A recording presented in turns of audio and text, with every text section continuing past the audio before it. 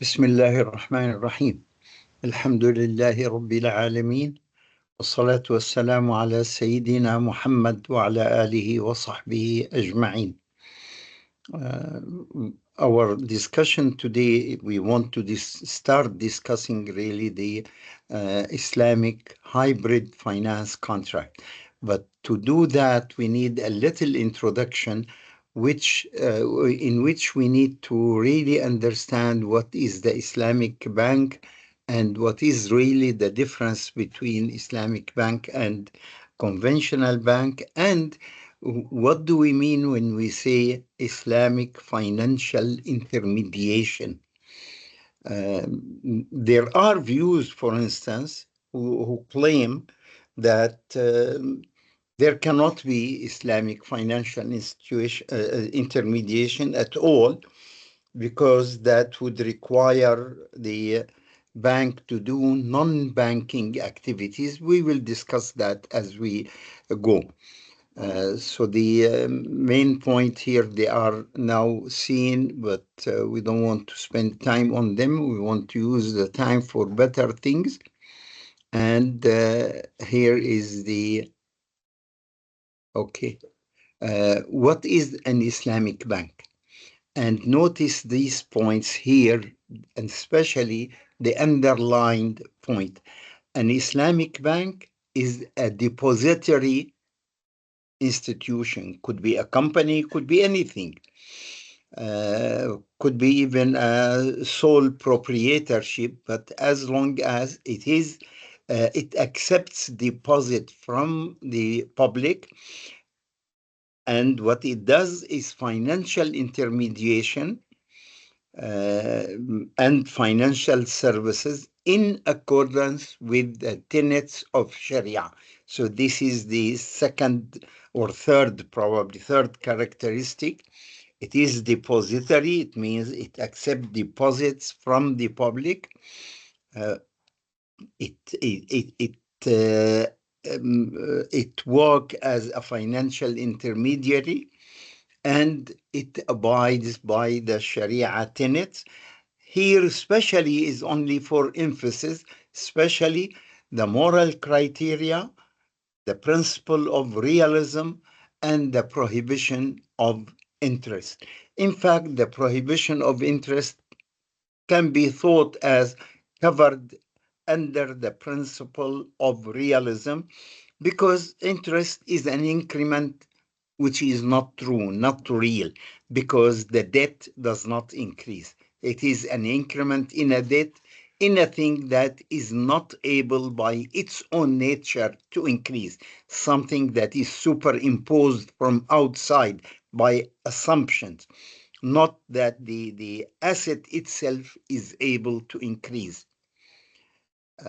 With this definition, we take a quick look at the differences between an Islamic and a conventional bank. The focus in the Islamic bank is essentially, and the main thing is, what do you want to finance? What is the commodity that you want to obtain, or the service that you want to obtain, and you don't want to pay its full price now? The focus in conventional is on lending. We don't look at all at the commodity. We may lend you to buy a commodity, or we may lend you to pay a previous debt, or we may lend you to go and gamble in Las Vegas. So as long as the loan is assured that it will be paid back, and we have a good return on it, we will lend it, we'll do it. So here the focus is on lending. The second point, the emphasis is on the soundness of the object, because in fact, the main guarantee of the in Islamic finance is exactly the commodity you are buying. Whereas the main emphasis there is on the ability to repay. We do not neglect ability to repay, but it comes next to the main objective. Are you financing something that is correct, that is okay, that will produce any increment, that will give any service or anything like that? Whereas there in conventional bank is the ability to repay is the most important element, making really the conventional finance is biased toward the rich. This is not to say that Islamic finance is biased toward the poor, but rather it is biased toward what we finance, toward the commodity, the project that we finance. The third difference is most depositors are partners in the Islamic bank. In the conventional bank, they are creditors. They give you loans to the bank and they collect interest. That's what is called time deposits or CDs or in any form. CDs, that certificate of deposit, in any form that it takes. But these are, most of the deposits are in the form of people who want a guaranteed income and they give to the bank loans. So they are creditors to the bank. In the Islamic bank, most deposits come for the objective of making profit. I say by most, it's about 60 to 70% in both banks. The time deposit in the conventional bank and investment deposit or mudaraba based deposit in the Islamic bank. Both of them wish to make the deposit for the objective of earning on these deposits, but in conventional they earn interest, and in the Islamic they earn profit, and they are in fact in reality partners of the bank, and the bank can lean on them in case of need. If the at one time business was low, they will distribute lower profit. And the conventional bank cannot do that, has already committed itself to certain interest rate. And this is really the reason why the Universal Bank 3 years ago, a Universal Bank in the Silicon Valley in northern California, went bankrupt for that reason, because the time was bad, interest rate increased a lot, so the price of bonds that it was investing in went down very quickly and sharply also, so they could not pay the interest to the depositors. And the bank was sold out, and after the declaring bankruptcy, inability to pay. Uh, Islamic finance, Islamic banks, I should say, is socially friendly because it does not make anything that hurts the society. Look, for instance, at the number of deaths in the United States that is caused by uh, drunken drivers. Drivers who have taken liquor and they became drunk, and they could not balance their driving. Most accidents in the United States are caused by that. And in some reports, that number of people killed by such accidents is more than the number of people who die because of heart disease. It's horrible. So the Islamic finance don't participate in that at all. Of course, they are based on morality, whereas in both issues, the conventional bank is not socially or morally friendly. It's not committed. Some banks may take a decision in their management that we don't want to finance anything what is called now conventionally in the United States, especially as the sin activities. Yes, some conventional banks don't finance at all sin shares or sin activities, but that is not in the system. That is a managerial decision. In the Islamic banks, the system requires you to avoid that. In the Islamic bank, the management is based on agency because they have partners with them and they have shareholders. Yes, both banks, Islamic and interest based banks, accept current account deposits, demand deposits. Both of them accept, and they are the same in both cases. They are loans to the bank. But that the current account usually makes between 25 and 35% of the resources of the bank, whether Islamic or conventional. So they don't make the majority of resources of funds. So the Islamic Bank is an agent of both the investment depositors and the shareholders, whereas the conventional bank is only an agent of the shareholders, and the capital usually is between 8 and 12% of the total financial resources in a bank, whether Islamic or interest based. So we are talking about majority of funds are taken as loans in the name of time deposits and similar accounts.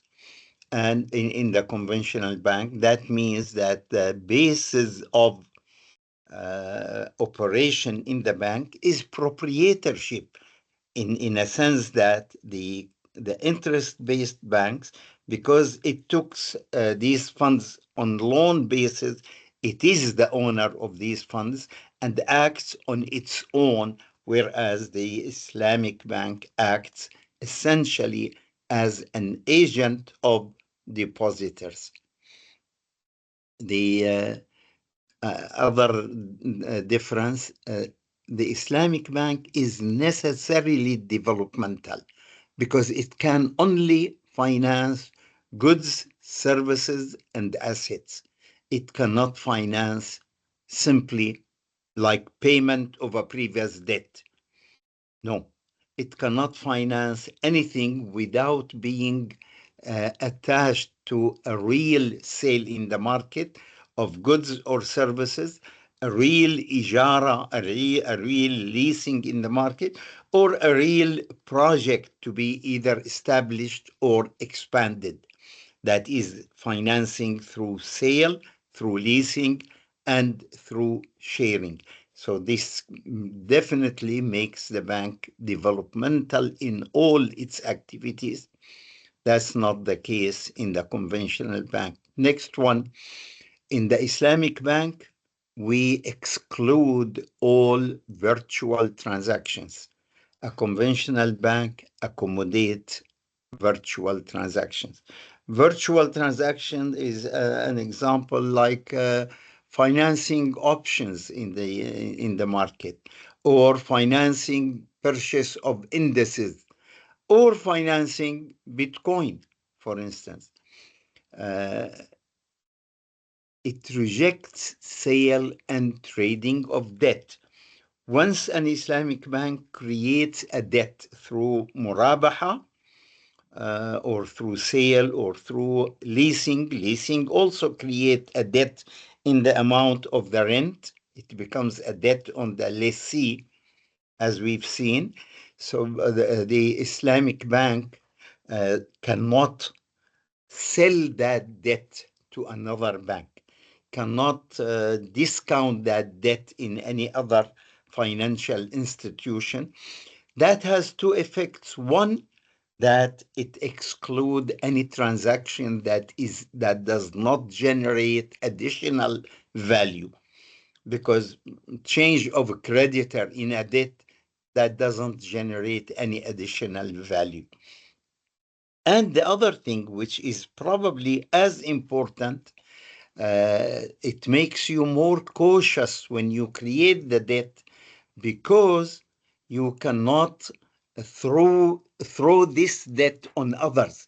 You have to bear the debt, and the debt will remain with you until the end of the transactions, until it is paid back.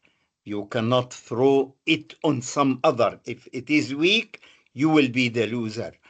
So you will be careful from the beginning that you don't give, you don't accept giving a debt that may be weak.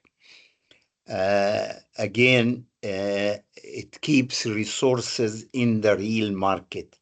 The conventional bank withdraw resources from the real market and use them in the option or in the futures or in virtual currencies, etc. And that is all excluded in the Islamic bank.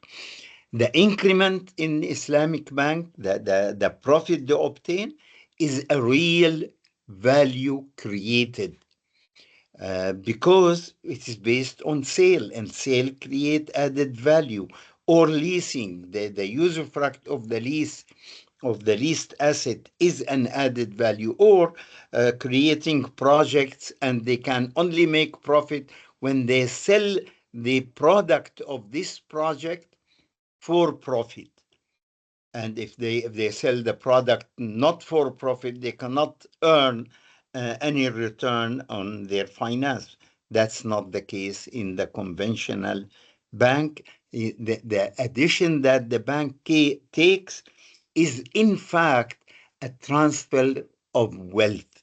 It's part of the wealth of the borrower taken by the bank. So it is not really creating added value, but rather it transfers a part of the wealth of the creditor, of the debtor, of the borrower, to the bank, which is in violation of the principles of justice also, not only Sharia.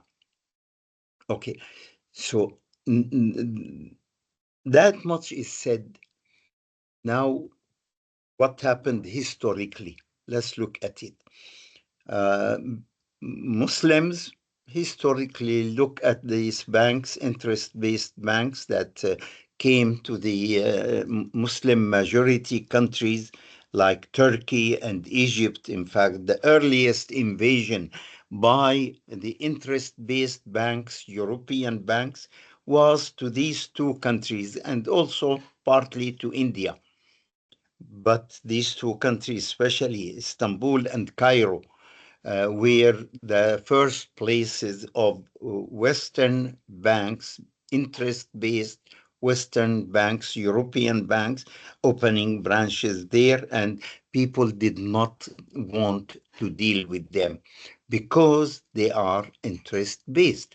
And there are many, I should say, common sense in all over the Muslim land, that dealing with interest is something that is so horrible, so immoral, so sinful from religious point of view, that there are many stories around it that makes you even, even the ignorant people, the uneducated people, will tell you many stories about the interest. How bad is it, and what will happen to the person who gives loans on interest. A lot of trouble will come to him in this life and in the afterlife. I used to hear from my father, and my father was illiterate, small businessman, not knowledgeable really anything. He, when I grew up, was 8 or 9 years old. He used to ask me, "Oh, write for me." So I write for him his account, whatever he sells and whatever he pays.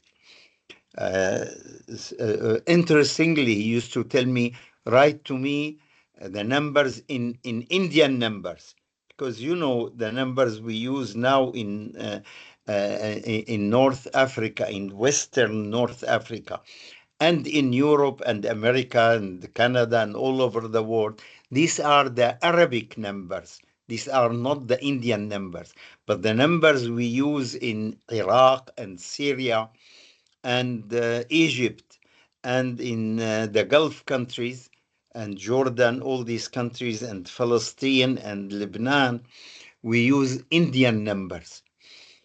So anyway, but I heard it several times from my father that, oh, so and so a person who used to deal in interest, and when he died, people did not even dare to walk close to his grave because they felt that it is I mean, there is a big noise and a bad smell coming, that as if there were snakes and hitting him, or biting him and poisoning him all the time. And these kind of things, they may be superstitions, but these are common ideas among people.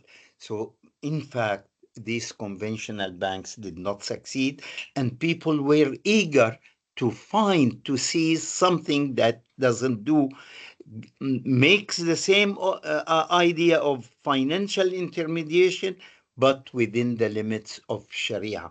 So the example that we had 70 years ago when Islamic banks started was the interest-based banks, but we want it to be built without interest. And that was the challenge. Some people, even there are several writings around that time, 50, 60, and 70 years ago, that a bank cannot be established without accepting dealing on interest based. But that was turned out incorrect. In reality, that here there are banks. The idea here is we wanted an institution that does the same function of financial intermediation of these banks, but in accordance with Sharia. Now, notice here, uh, the bank financial intermediation means, and this is what banks do, take the extra funds from people who have some extra savings, and companies who have some money that they don't need to use them presently for the time. They can spare them for a month or a week or 3 months or whatever period. Take it from those savers and give it to persons and companies that use these. So this activity of taking funds from, let's call them the surplus economic units, and give them to the deficit economic unit. This is the pattern that the forefathers of Islamic banks started thinking about and working to establish. But they noticed that, how can we make sale on credit? We studied sale on credit before, if you remember, among the nominate contract. How can we make sale on credit? We cannot really, because that means the bank has to buy the goods, and goods of all kinds, because people will ask for goods of all kinds, and have storage places for them, and even have some showrooms to show them to the customers, and customers will select what they like. And they must also have choices, yani different brands of cars, for instance, because some people will like this car, and some other people like another brand and another color, etc., etc. And a bank cannot do that. So you cannot sell on credit then. And again, we take a bank takes deposits from surplus units and give them as financing to the deficit units or shortage units. But when the bank does that, it does it in cash way. And how can we give uh, on lease? When we give on lease, we have to wait, God knows, until the lease term could be for 10 years, for 5 years, for 5 months, whatever is the lease term. But after the lease, we take the asset and we have to sell it again, and the bank cannot do that. So ijara is not suitable for banking activity. Sale is not suitable for banking activity, sale on credit. And we cannot go in partnership because the law doesn't allow it. So, what is the solution here? That is where people started thinking we need hybrid contracts. We need contracts that may allow us to work in this kind of environment. And this is really was the necessity for creating this contract. And we will see them one by one, how they really provide us with what we wanted.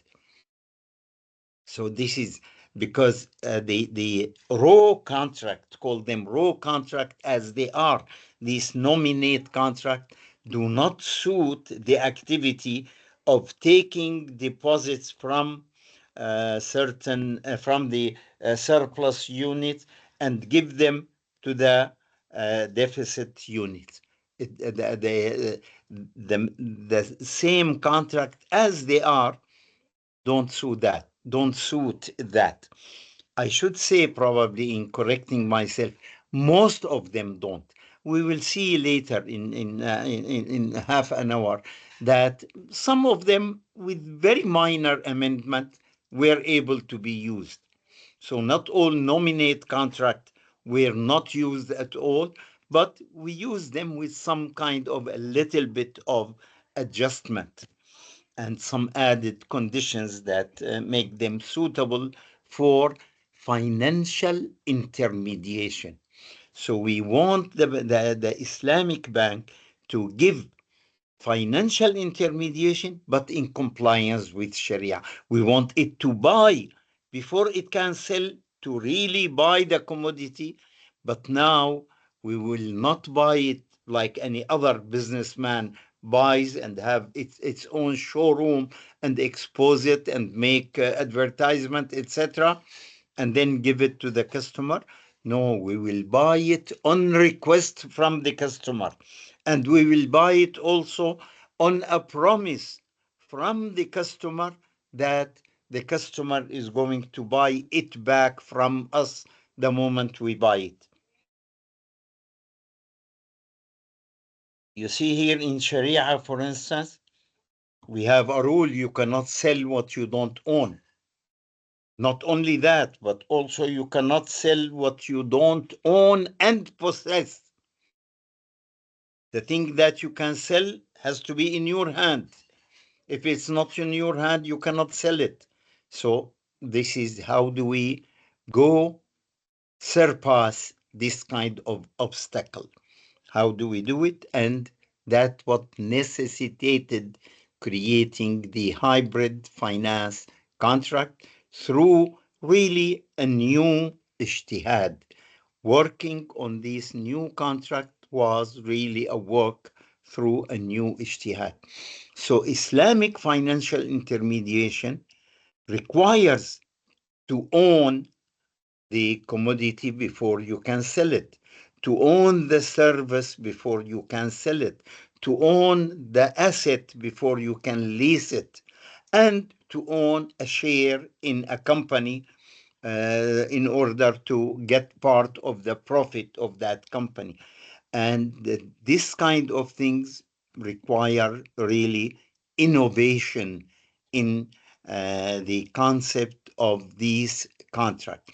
Financial intermediation, then, the Islamic one, is doing this activity of taking surplus from the taking a fund from the surplus unit and make them available to the uh, deficit unit. And we will notice that we don't give them fund. We give them instead of funds things, commodities. We give them computers, we give them cars, we give them buildings. We don't give cash. The only case we give cash in it is when we want to become partners and expand an existing company, or partner with an investor to create a new company. Now, if we are able to become owner and be a wakil of the depositors, then we can make Islamic financial intermediation. Okay. Uh, Now, how it is done? Really by amending these contract.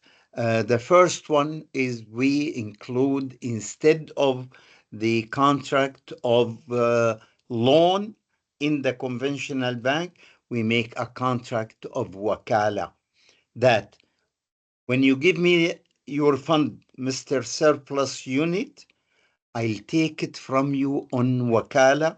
I'll invest it for you for a period of time. At the end of that time, I will return the fund to you, and I will also return any profit that may happen. And of course, when it is on wakala, we cannot commit ourselves to a predetermined profit. So that solves good part of our issue. On the resource mobilization part, we take funds in the Islamic banks in three ways. Only three ways, really, not a fourth one. We take funds from shareholders on the basis of musharaka. So they are sharer in owning this project, the Islamic financial intermediary, the Islamic bank. We take, and that is about 8 to 12% maximum. We take about 60 to 70% on wakala basis, and which is called mudaraba, really. It's mudaraba. The depositors don't interfere in management, but they are partners, and they will collect profit if there is a profit. That's 60 to 70% of the funds. Then we have 20 to 30% of the funds. We take them on loan basis. These are the current account. Because the current account, you remember, when we discussed the loan, we discussed it as one of the contributory contracts. It transfers ownership, but it is made available at any time on demand by the lender. So here we give these characteristics exactly. In current account, you can withdraw it at any time, and there is no profit, there is no increment in it, and we become the owner. It is on our person, a debt on the person of the legal person, which is called the Islamic bank. Now, this kind of relationship, notice, we are agent for 60 to 70% of our fund resources. What does that imply? It implies that since these depositors give us fund in cash form, we should make it available to them at the end of that period we agreed on, or any other period, if it is extended or whatnot, we should give them back in cash form again.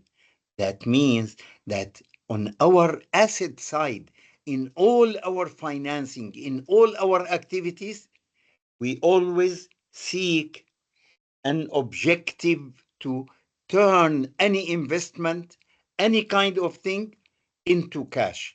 So we give cars, but we want to receive cash. We give on lease, but we want to receive cash. We don't want to keep the asset or that we lease. So the lease in its simple form doesn't fit us. We need some amendment in it. We cannot buy the commodity on our own decision. So we buy it on the basis of a commitment from the customer that the customer is going to buy it from us.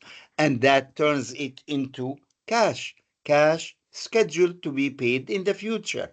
That's fine. But it turned our transaction, in other words, into cash. Well, this is called we need always an exit. We make financing, but we need exit from that financing, meaning we need to end up with cash.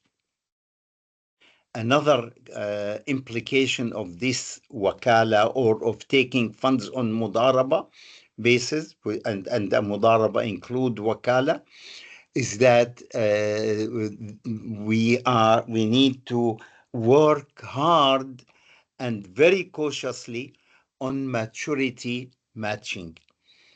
We have people, we take funds from people for 3 months, for 6 months, for a year, for 2 years, for 5 years, whatever it is. But that should be, we should keep always an eye when we give financing. We need to receive it also in a way that matches this demand for funds that come to us from depositors.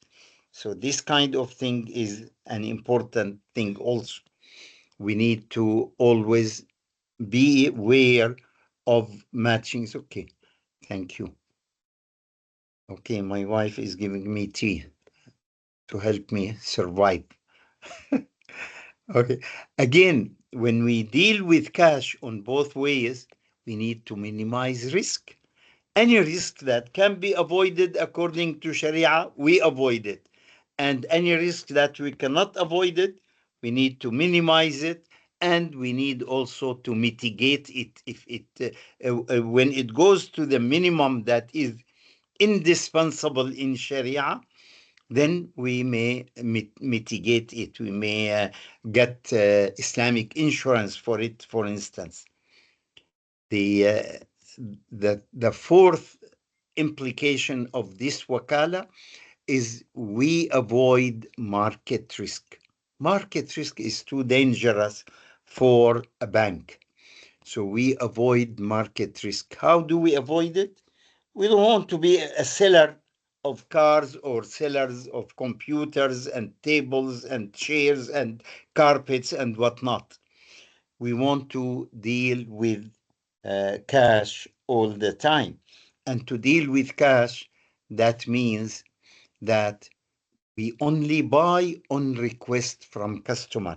And when we buy and take commitment from customer that the customer will take it from us, that we will avoid the market risk. We don't want to buy and then search for customers and the price may go down or up or whatnot. We buy in when after we secure really the sale. Once the sale is secured, we buy. Before that, we don't buy.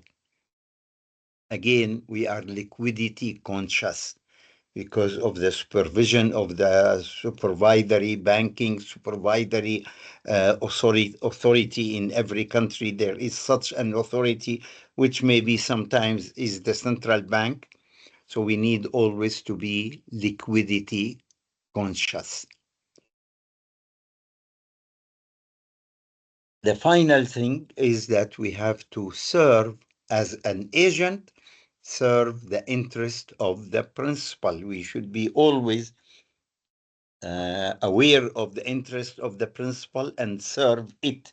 A wakil is required to disclose to the principal all the related information and so on, and to act in good faith toward him with honesty. Okay. That requires number 7, full disclosure. And also a wakil cannot make the principal lose. And that is in Sharia is very clear that cannot make any contributory contract. An agent, a wakil, cannot make any contributory contract, even the payment of zakah, without specific authorization.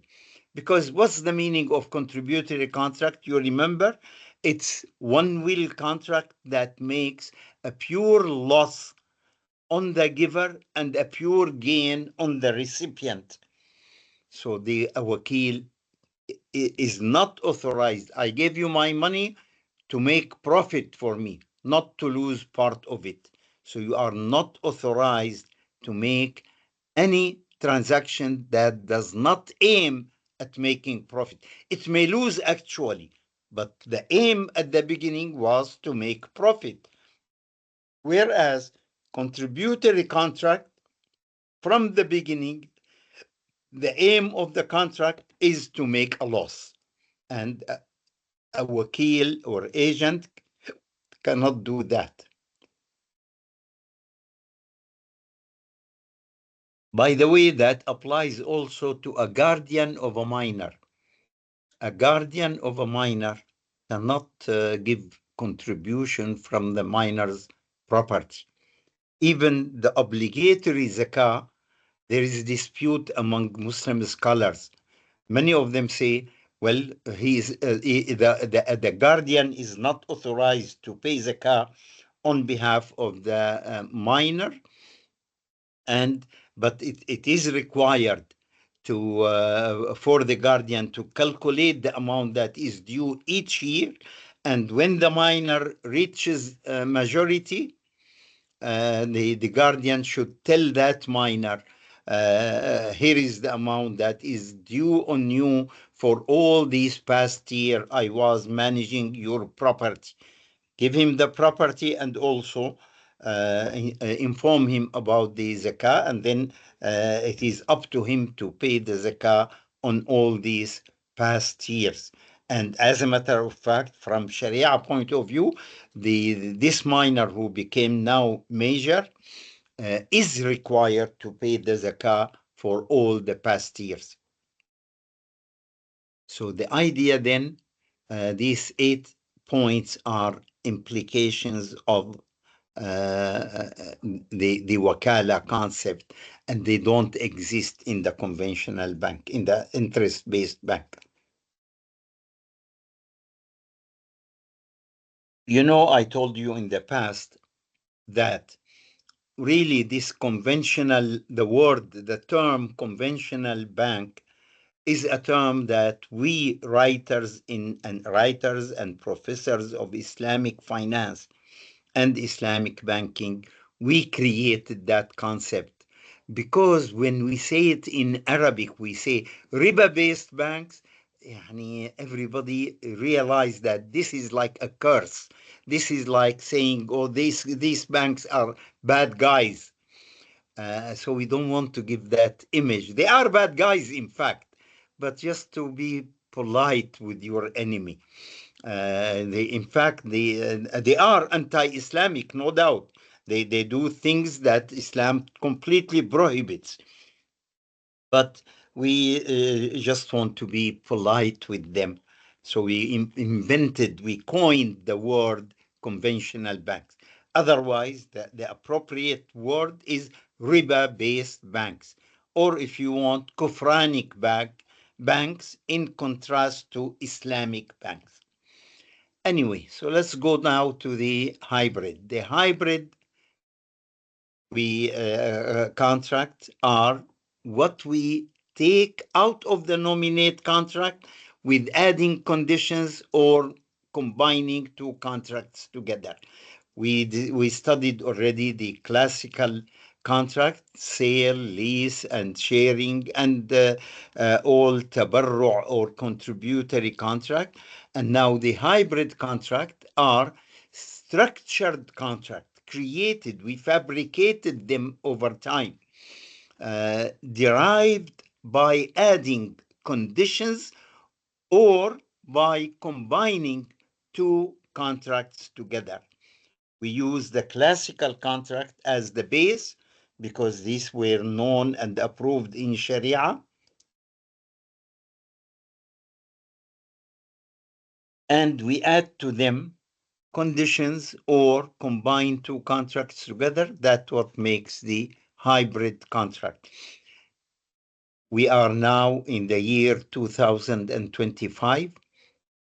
For the first 30 years, Islamic banks physically started in 1973 and 75, the establishment in 73, but 75 and 76 were the beginning of activities.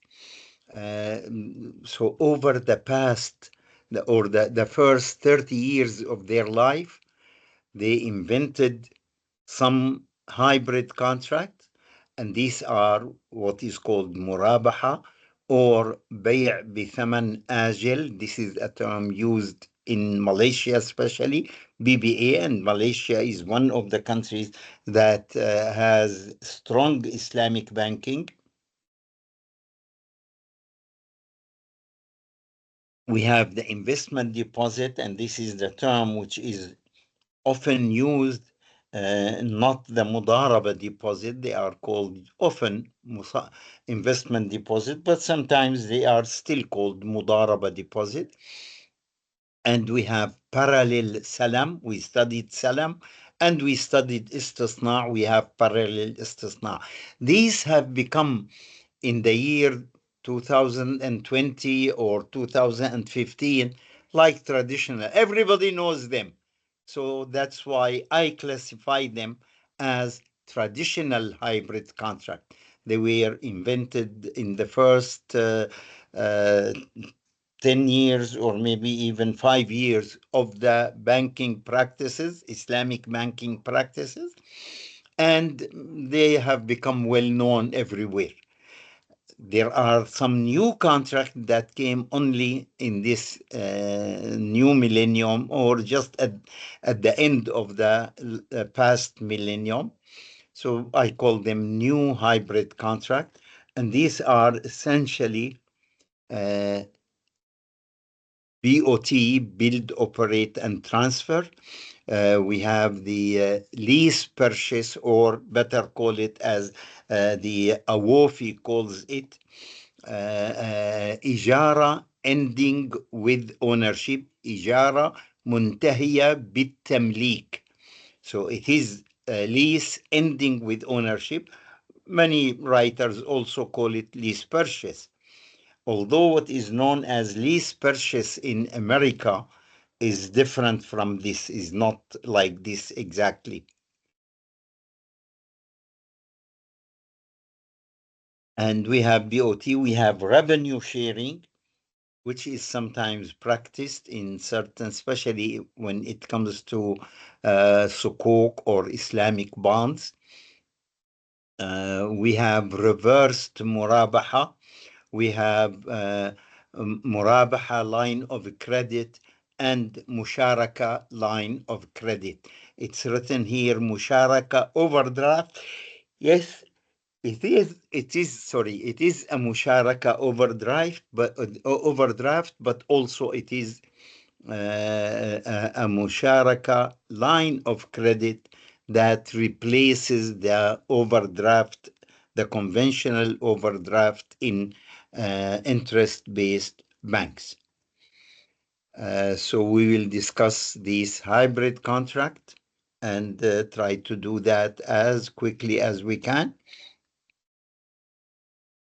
The first one and the most common and the first to be used and the first to be invented, and the inventor of this contract was given also the first Islamic Development Bank prize.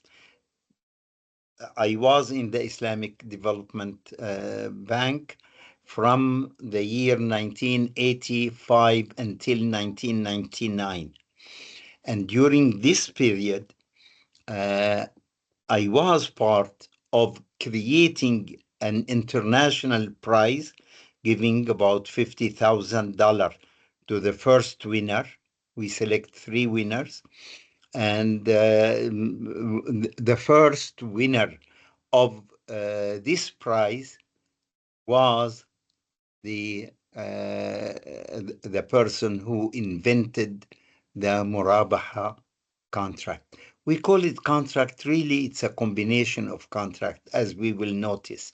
As a definition, it is an honesty based, and that is the meaning of amana.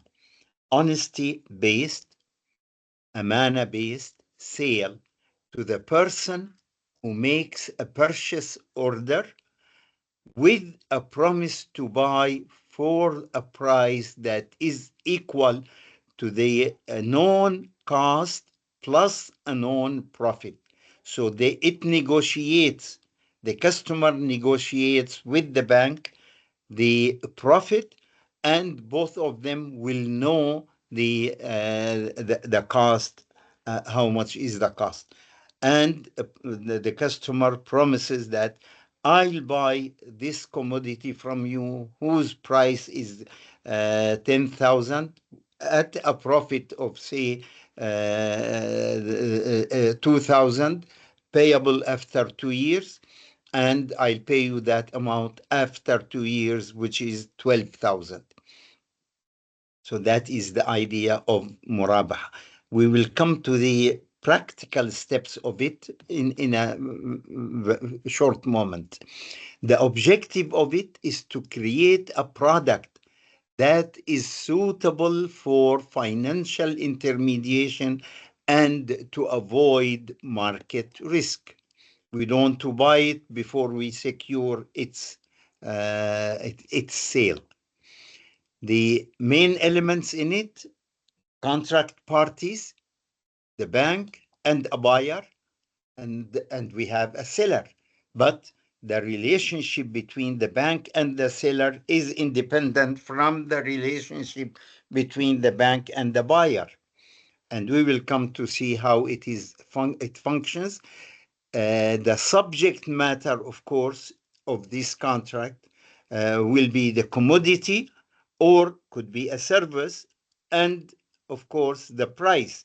The third point is the price. How much is the customer is going to pay? But we know what is the cost, and we negotiated how much profit the bank will make, and they will agree on it. And of course, there will be a contractual agreement. Now, notice that we have different relations. A relation between the bank and the customer starts before the bank purchases, and a relationship between the supplier of that goods and the bank, and then another relationship between the bank and the customer to sell to the customer after the bank bought from the supplier. Okay, let's look at the characteristics of it before its steps. The bank becomes an owner, owns the commodity and takes actual possession of it. And we will see later how it does actually take possession. Yes, the bank bears the liability, the risk of ownership, and avoid market risk because of the promise to buy that is attached. The transaction has an order to purchase, a promise to buy, and two sale contracts. And very often we add also an agency contract. So we are talking about an order to purchase, a promise to buy, and two sale contract and an agency contract, a combination of all these contracts together. So in fact, it is wrong to call it murabaha contract, but this became common known. It's better call it murabaha arrangement because it contained three contracts in reality. Okay, there ought to be real goods changing hands from the supplier to the bank to the customer, and real ownership and at each of these three stops. The size of financing does not exceed the amount of cost plus profit. So here the limit, there is a limit on the size of financing, and it is limited not by the ability to pay of the customer, but limited by the value of the goods itself. Notice there will be no accumulation of pure financial transactions. Each murabaha transaction is always related to a commodity that goes from the hand of the supplier to the hand of the bank and then to the hand of the customer.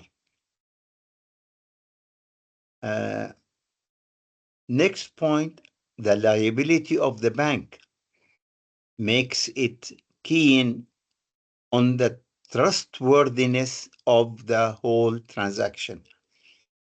Suppose if the supplier cheats, the bank may lose because it delivers goods other than what is needed really, or what is contracted with the supplier, so that or deliver the lower quality or whatever that thing, especially in import. When you apply murabaha in import, the supplier is far away from you. So how would you check it? There is an issue here, and it happens in some Islamic banks that this was done really, giving something that is different from the contracted thing in its quality and similar thing. Okay, so let's take the next point anyway. Continue characteristics. We have rescheduling of payment for any increment is not permissible, because once we make the final sale to the customer, a debt is established on the customer, and there cannot be any rescheduling for any increment, for an extra payment, because that becomes interest. So this is a taboo. We don't touch it. There will be no accumulation of layers of debts. You cannot reschedule the debt. You either collect it, or if you reschedule it, it should be without any increment. And that is not a thing that any bank would like to do. Sometimes even to save the principal, they may do it. Even interest-based banks sometimes do that, because the alternative may be more loss than only not having an additional profit or an additional gain.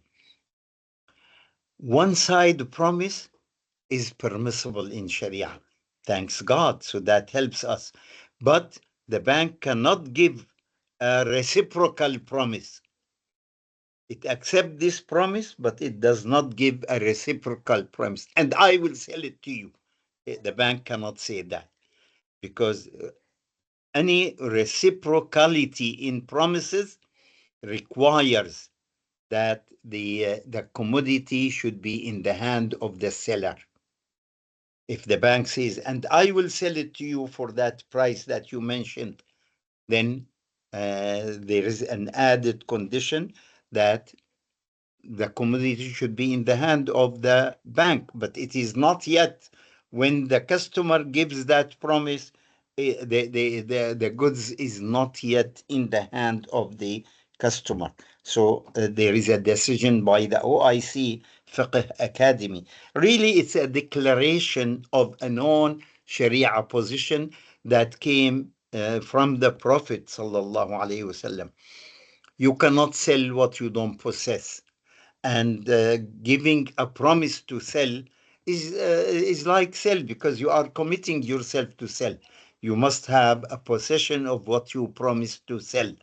So this is why the OIC Fiqh Academy decreed that one side promise is binding, okay, but if you take it as reciprocal promises, it's not are not acceptable to be binding unless the seller has in its ownership and possession the what you are what you are selling.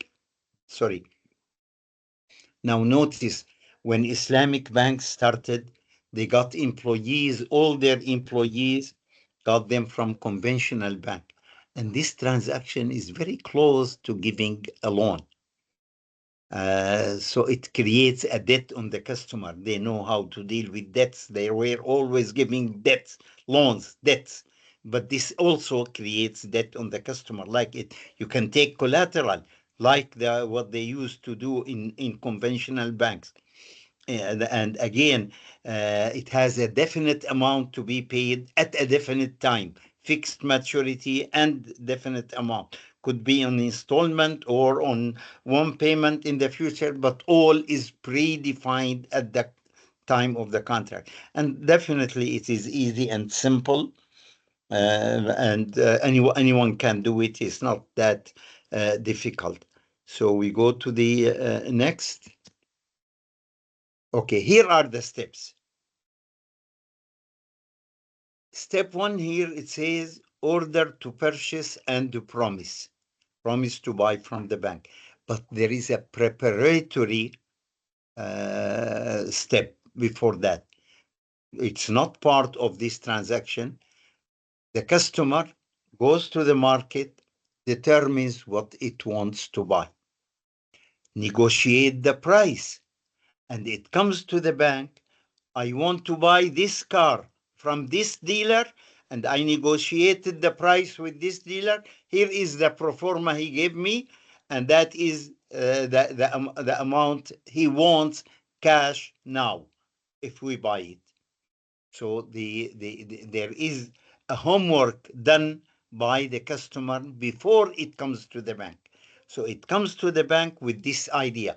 I want to buy this car from this supplier, and the price of this car is that much. That's step number one.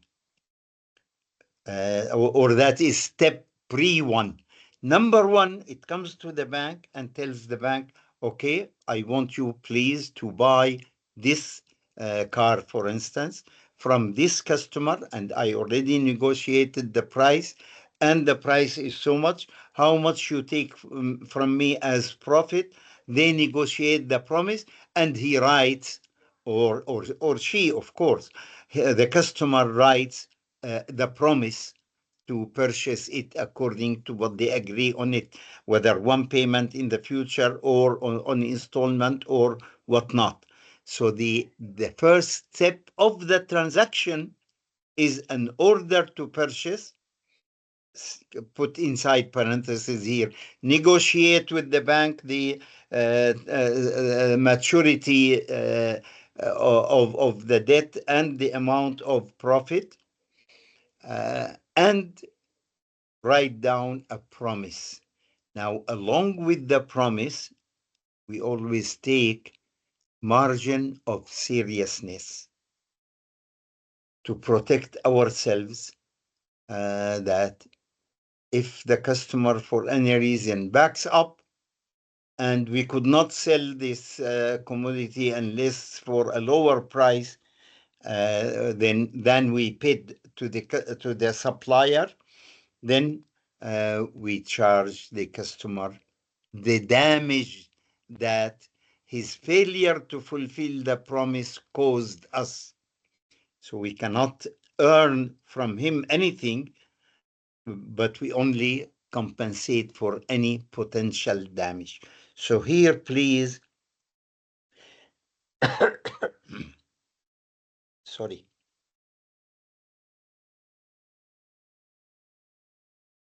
So keep with it here, and I should probably correct it myself. Oh, I can do that here. A promise and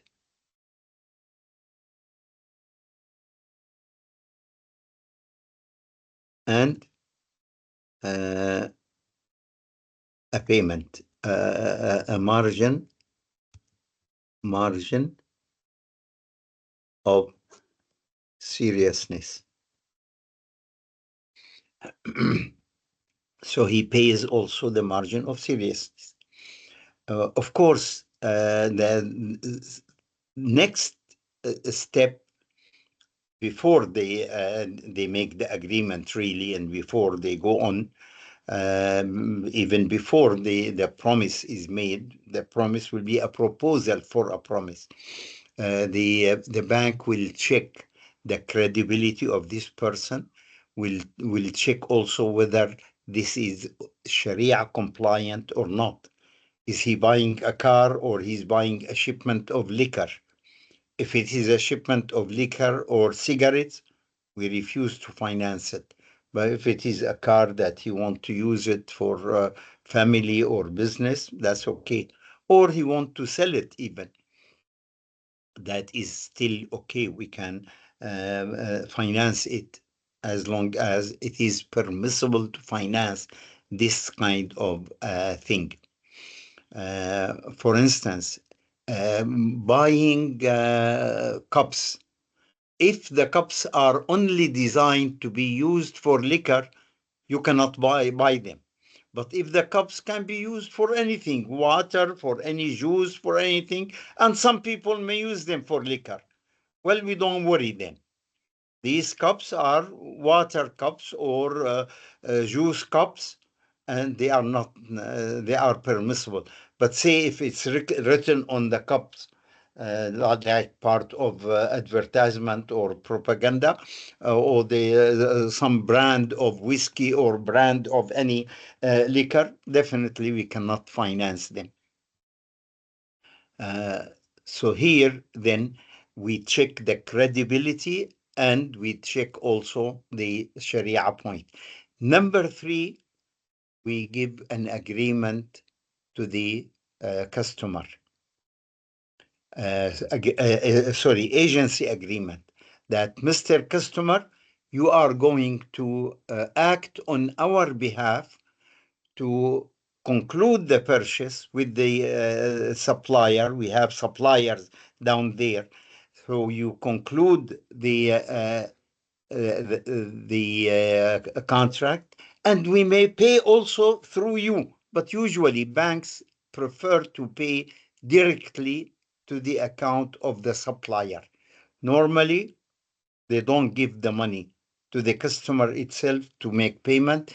But in some rare cases, I came across certain situations like buying, say, wheat from farmers in the northern Nigeria, where only people all deal with cash, and where farmers are scattered. You go with your truck and buy 2 bushels of wheat from this farmer and 10 bushels of wheat from the other farmer, and so on.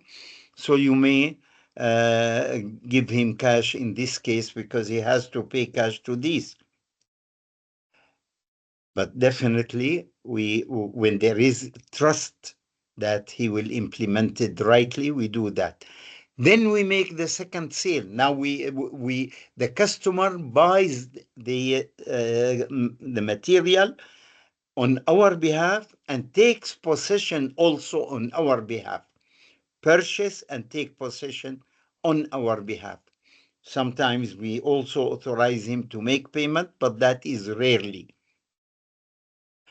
Uh, Once the commodity is possessed by the agent of the bank, we can sign the second sale contract. That is when the bank sells to the customer. And of course, the customer will hand to the bank, will sign the promissory notes. Usually, at that stage, the bank pays to the supplier. That's all done is in half an hour. It doesn't shouldn't take long. And of course, the customer pays on maturity or at maturity to the bank. That's step number 9. So we have these 9 steps. We make them clear in the in the way we deal with. There's no need really for a master murabaha agreement, but some banks sign along with the promise. They sign also a master agreement. that, oh, we are going to do the following steps one by one. That's many banks don't do that even. They do it the way I described, but some banks, yes, may also do it. Okay, let's see what is next. Next, the steps are as I count them. So we take it this slide and the next slide. These are the 9 steps, and maybe we correct also step number 1. Order to buy from the customer to the bank with a promise to buy from the same, and it defines again here. Let's put with payment of margin of seriousness.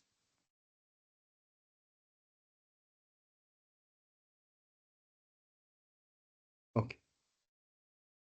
So these same steps that we discussed them, these 2 slides are already done then. Here is the second one, the 9 steps. Remember them, they are 9.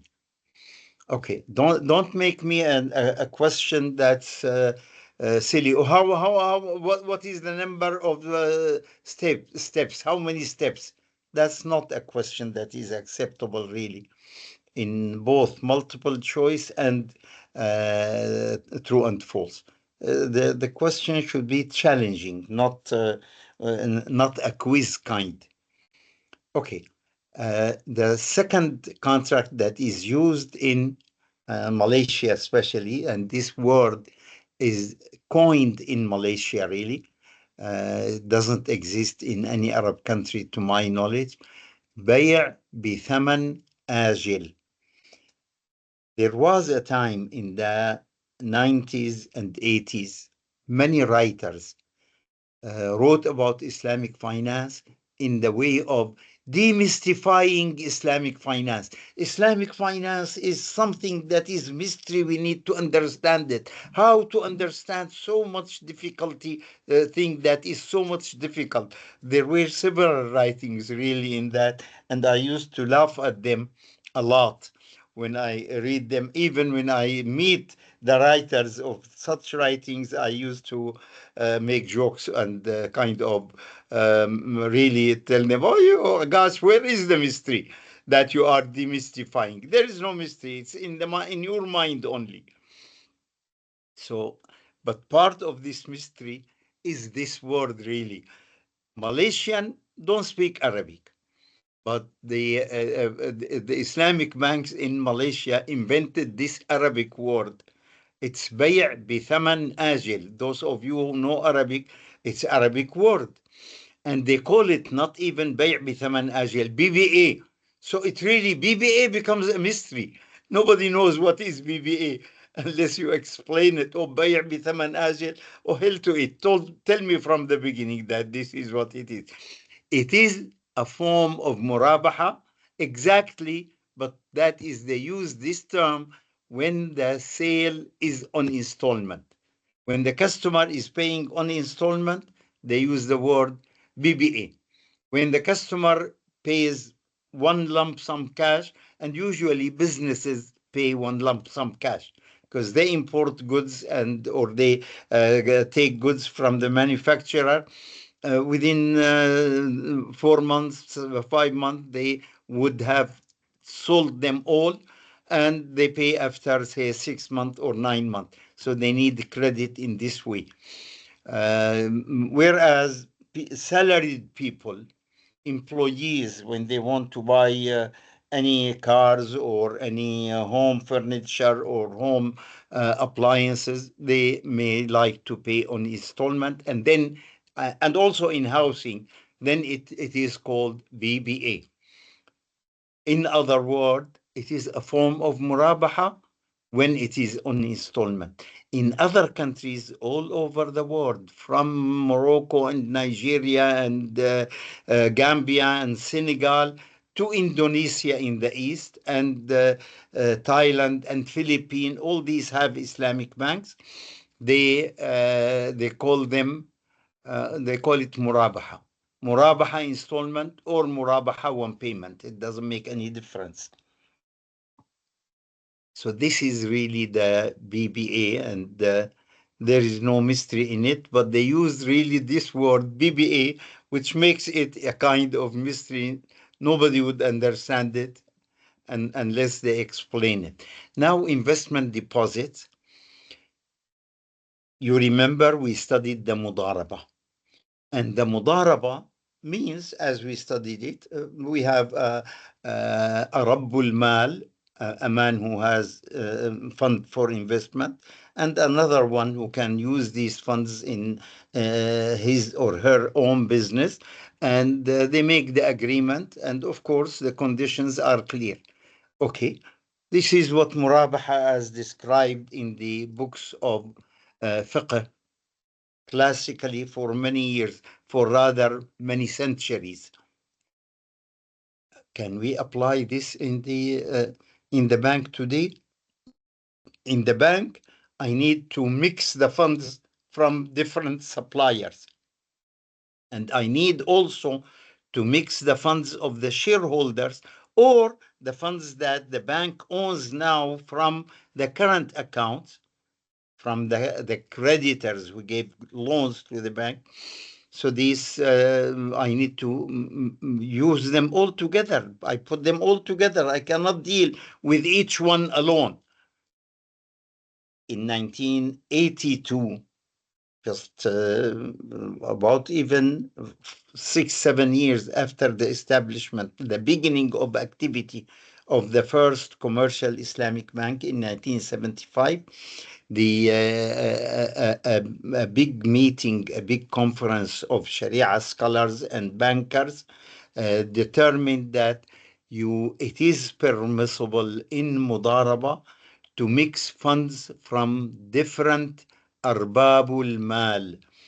Arbab means plural of Rabb. Rabb al-Mal is one, Arbab is plural, so you can mix fund together, and you can mix fund with the fund of the Mudarib itself.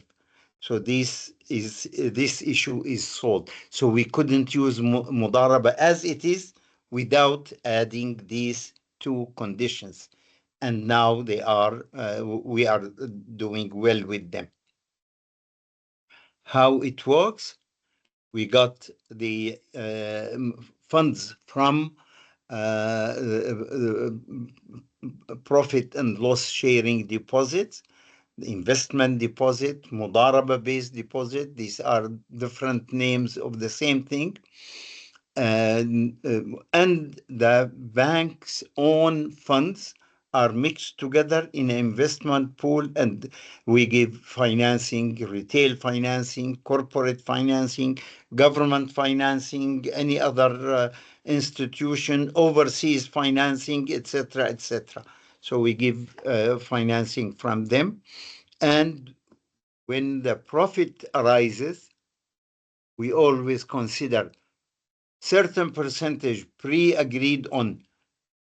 We give it to the bank as manager, as mudarib, as the manager of these transactions, and the remaining will be distributed in proportion to capital contribution. And loss will be distributed all to capital contributions. We cannot charge the mudarib any loss, if you remember. So that's the way it happens. And we go on then to the next one when, okay, one thing probably I should mention it. Okay, here, the word unrestricted comes here. We take funds from all customers, deposits of 1,500, 10,000, 50,000, 300,000, etc. We take deposits on profit and loss sharing or on mudaraba sharing as investment deposit from anyone. And that we call it the unrestricted deposits, investment deposit. But all banks started practicing Islamic and other, started practicing what they call private banking. The high net worth individuals may have certain conditions that, well, I like you to invest my funds only in technology. I don't want you at all to finance house ownership, for instance. So we can accept it when it is a large sum. If you give me $5 million, I'll assign one employee in my office to invest it for you and manages it for you as the way you want it. And by the way, all conventional banks in America today accept this kind of unrestricted investment deposits in accordance with Sharia. When high network depositors from the Gulf, especially, and from Indonesia and sometimes other countries come to them and tell them, okay, I want you to invest in accordance with Sharia, and they tell them, invest in only in this area, or make investment only on murabaha basis and take possession of the commodity. They do that and they make it exactly murabaha as we did it. All big banks in Europe also, especially in Switzerland, do the same. When conventional banks, when you give them a large sum, they will do it the way you like. So private banking became common now in all Islamic and conventional banks, and they do it the same in Islamic banks. When it is restricted, they do it that way. But when it is restricted, then there will be like one-to-one relationship. It's a relationship between the depositor in private banking and the bank. I want this deposit to be used only to finance technology or to finance housing or to finance any other thing, import or any other specific, or even it goes further to finance only on murabaha basis. They make a special fund for that customer, that depositor, and the private banking section in the bank would use it according to his instructions. And of course, based on that, any loss will be only for that. They don't mix their own funds with it. So any loss will be on the depositor. And for the profit, we take part for the management, and the remainder will be for the depositor. So there will be agreement on management fees. It looks like more of wakala, but wakala for a percentage of the return. Next is, okay, uh, parallel or compound salam. You know what salam is? Very often used to farmers, but no, it can be also used to industrialists. We buy in advance your product that you will produce in your factory in the month of August, and pay you now because you need money now to pay for your employees and raw materials. So this is salam is a finance contract to the producer.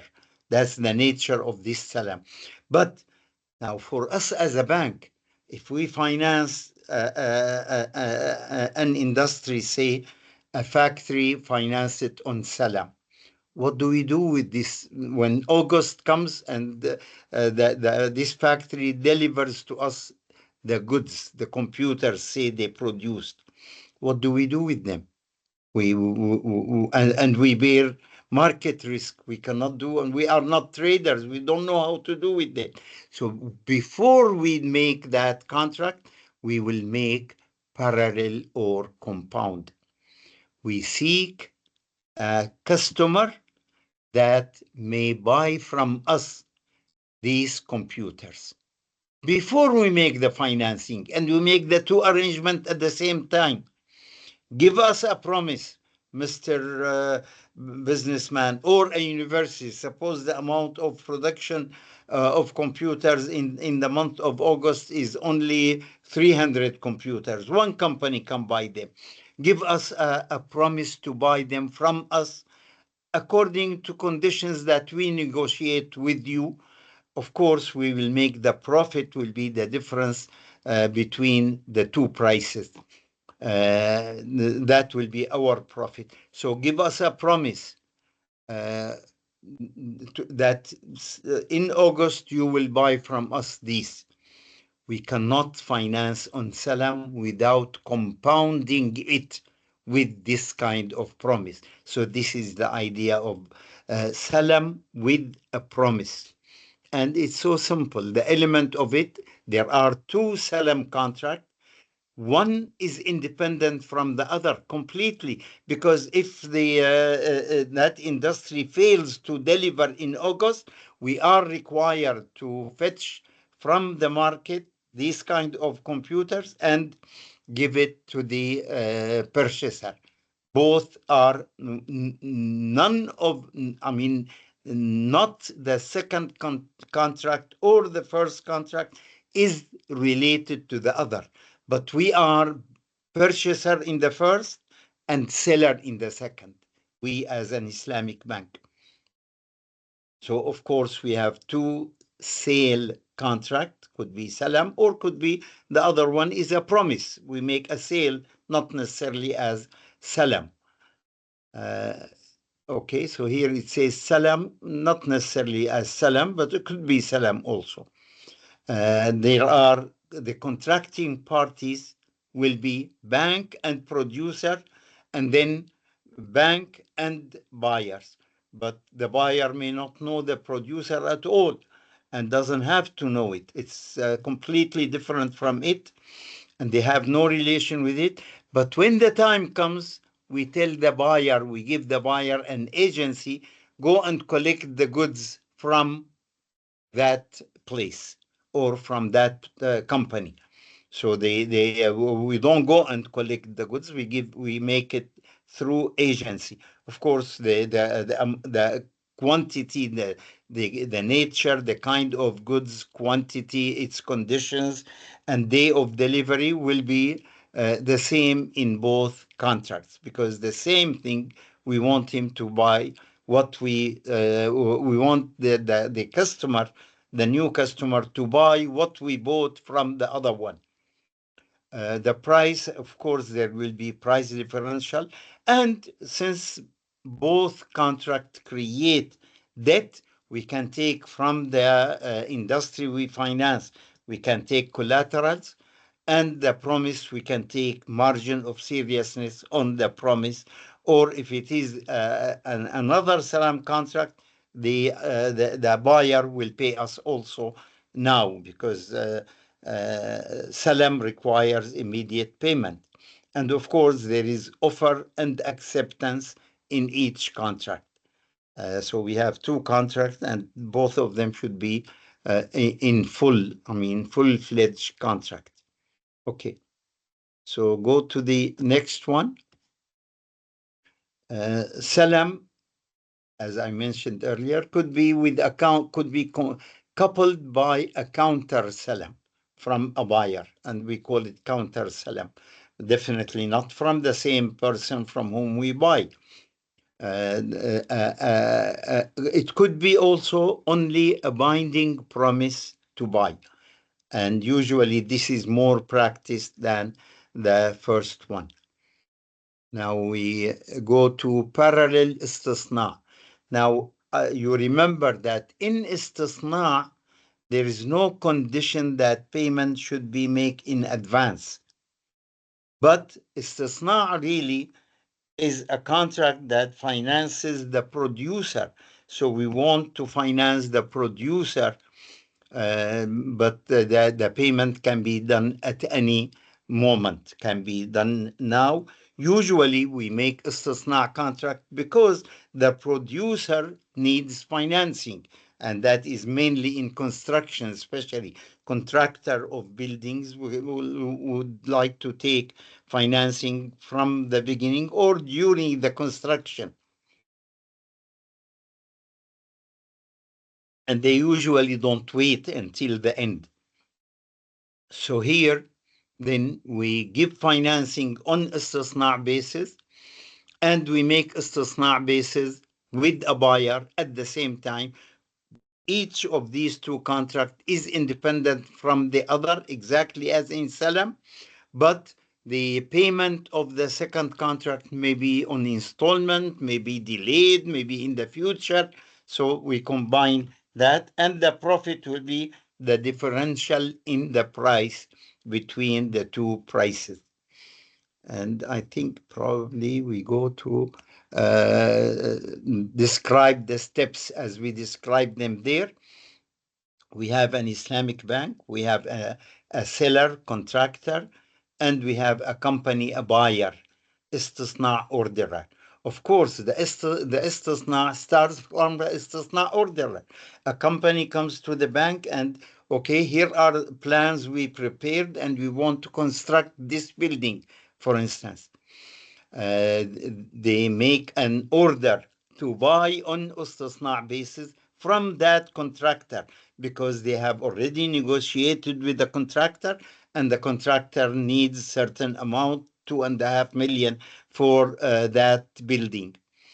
So they already negotiated it with the contractor, and they agreed on it. They discuss with the bank the profit of the bank. Now the bank may pay, suppose, for simplicity at least, immediately now, and the company as buyer from the bank will pay after 3 years. The construction will take, say, 6 months, and after 6 months, there will be delivery. So, of course, an order to purchase on istisna basis, and this order will, does it need to have a promise to buy? No, because we can sign the istisna contract with the company even now. So we don't need to wait. Once we study, and there is no need for margin of seriousness again, because we can sign the contract now. We signed the contract in the same sitting, both with the contractor and with the company. Okay. Now, of course, we there should be an approval, credit approval, and Sharia approval. So you cannot build, for instance, a hotel with a big bar in it. Hotel is okay to build because people use them for when they are traveling and so on. But a bar in it is only for offering liquor, so there must be no bar in it in order to finance it. We finance the whole hotel without, except the section of the bar. Find some other finance company to finance you, or an interest-based bank to finance it. We in Islamic banks, we don't finance it. Okay, we study the credit and Sharia approval. Then we make the istisna contract with the company as buyer from us, and that will be according to the plans on description. This istisna can be done. Then number 4, we make the istisna with the contractor. So we make the istisna usually in the same sitting. We sign this and we turn to the other side and sign the other. We give agency to the company to follow up on the construction.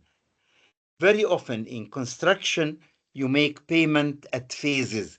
When you finish phase 1 of construction, we give you advance for phase 2. But we don't give you the whole advance from the beginning. Usually it's arranged this way. And then the purchaser may pay on installment in the future. That will be done. Notice number 6 here.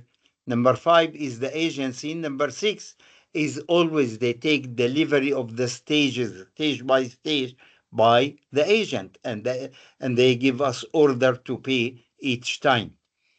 Each time they take delivery of part, they give us order to pay, and we then pay to the contractor.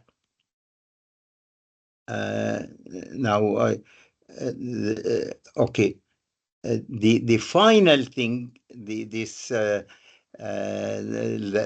dotted line number 8 should not really, it is not passing through the contractor, but it is it is only between the bank and the company. It may pay later. So let's see, this should be this way. Oops. No, it doesn't go through that. Yeah, it should be outside of the here.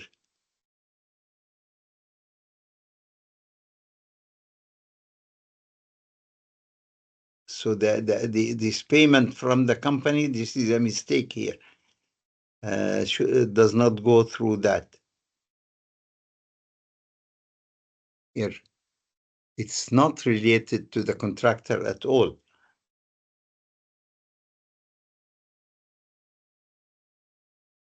Here, this is the way it goes. Okay.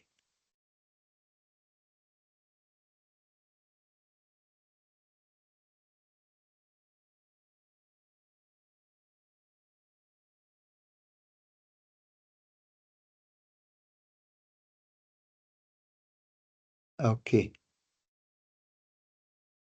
Here we go. That's correct now. Okay. So I think that's probably is the last slide.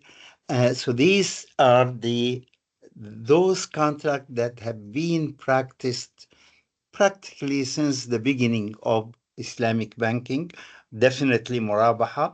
Then Istisna came, then the deposit again from the beginning, deposits in the form of investment deposit with mixing funds from different depositors and mixing them with the funds of the bank itself.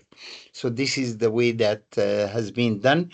Next time we will go into one other step to get the other uh, finance contract that are a bit more complicated. Okay, thank you very much. I finished here and we have some spare time now. Do you have any questions, guys? I should apologize from you for last week. Last week I was too much busy and, in fact, even too much tired during my travel in Damascus. So, this is the second time I went to my homeland and home city, and after 54 years.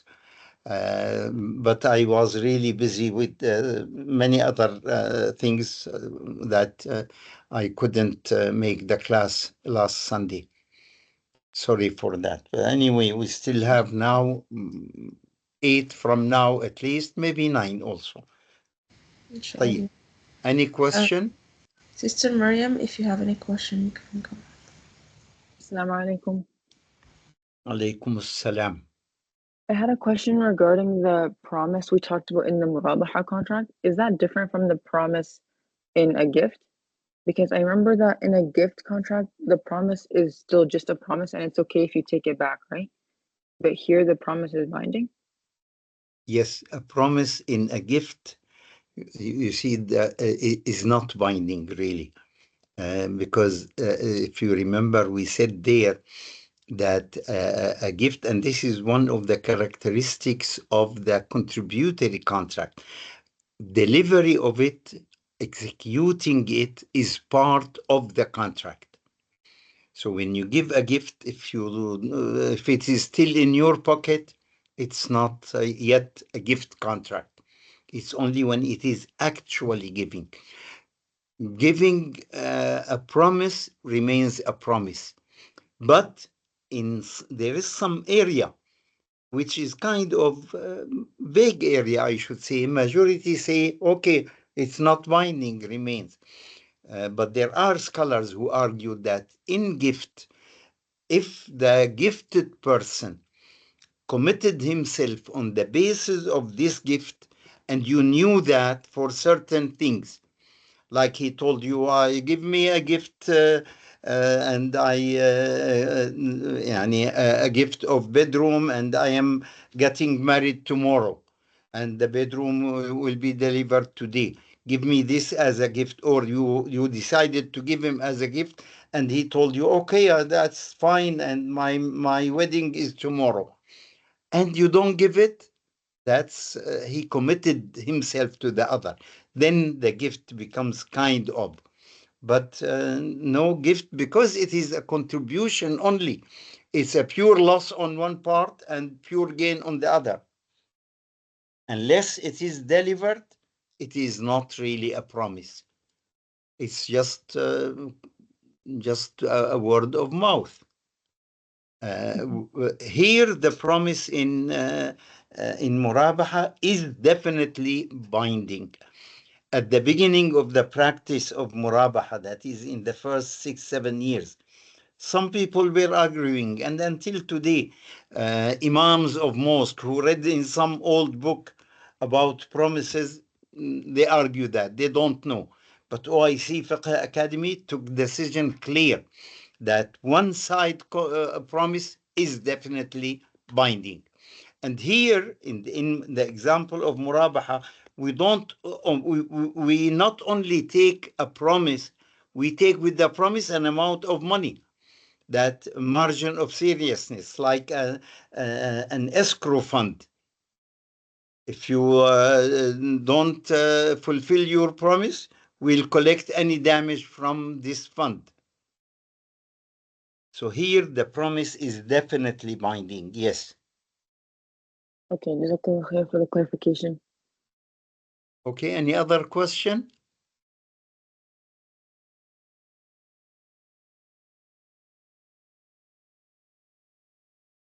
طيب, if there are no other questions, thank you very much. And alhamdulillah, yani now I have time to make my Asr prayer. Assalamu alaikum. We'll see you, جزاكم inshallah, next Sunday, bi'idhnillah. إن شاء الله جزاكم الله خير. وعليكم السلام. جزاك الله